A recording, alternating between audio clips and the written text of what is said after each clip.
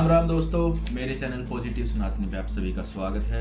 यहाँ पर बस सनातन की बात होगी। हनुमान जी, बजरंगबली, वो बाल ब्रह्मचारी थे, फिर भी उनका एक पुत्र था। तो आइए आज उनके पुत्र के बारे में बात करते हैं। आज बात करते हैं मकर ध्वज के बारे में। तो चलो शुरू करते हैं आज की वीडियो।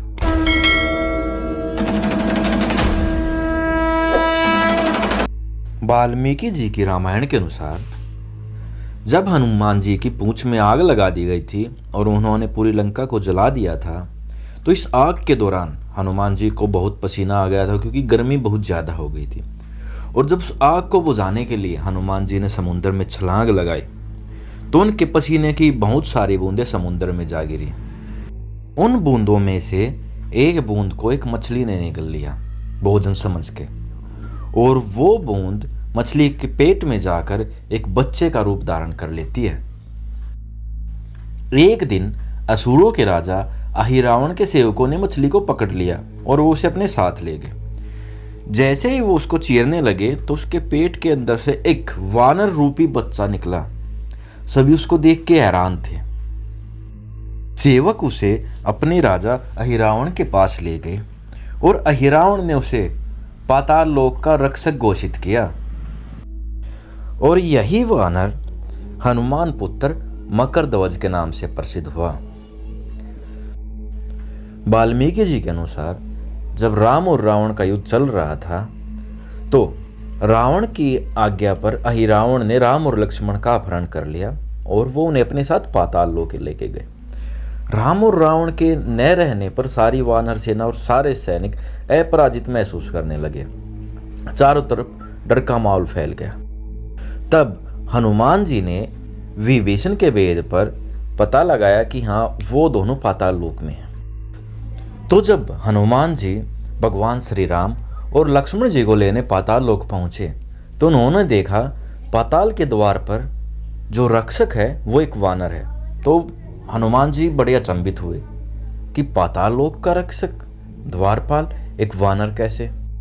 जब हनुमान जी अंदर जाने लगे तो उस वानर ने हनुमान जी को रोका।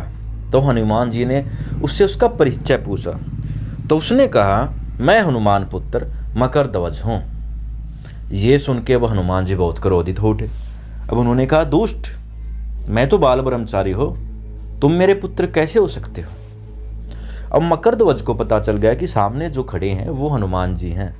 तो वो उनके चरणों में गिर गए, उनका आशीर्वाद लिया। उन्होंने उन्हें अपने जन्म की पूरी कहानी बताई कि पिताजी ऐसा ऐसा हुआ था।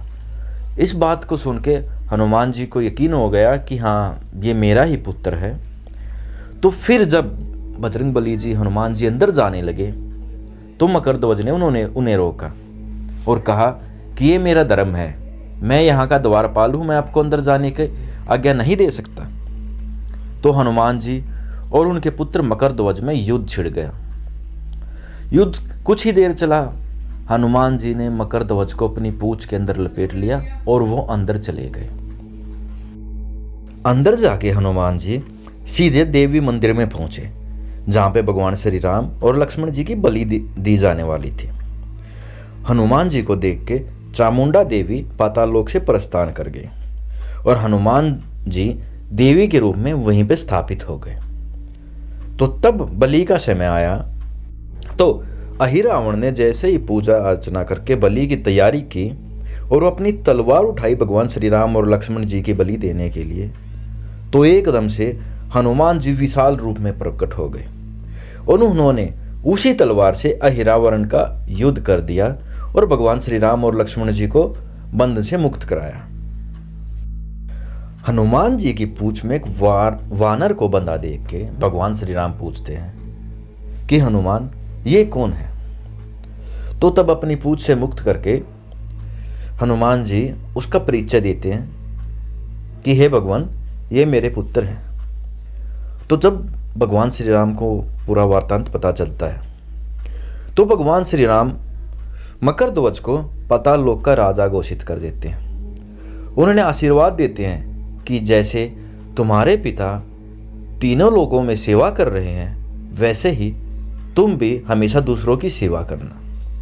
और यह कहकर भगवान श्री राम, लक्ष्मण और हनुमान जी वहां से चले जाते हैं। और मकरध्वज पाताल लोक के राजा के रूप में गद्दी ग्रहण करते हैं और वो हमेशा ही एक अच्छे राजा रहते हैं, लोगों की सेवा करते हैं। तो मित्रों, ये थी हनुमान जी के पुत्र की एक छोटी सी कहानी, जिसको मैंने आपको समझाने की पूरी कोशिश की अपनी तरफ से। अगर आपको ऐसी किसी सनातन से जुड़े किस्से को जानना है तो आप मुझे मैसेज कर सकते हैं, मैं उस पर रिसर्च करके ज़रूर एक वीडियो बना के ज़रूर डालूंगा। मेरी वीडियो अगर आपको अच्छी लगी है तो सपोर्ट करें, मेरे चैनल को सब्सक्राइब करें, शेयर करें, लाइक करें। धन्यवाद। जय श्री राम। राम राम।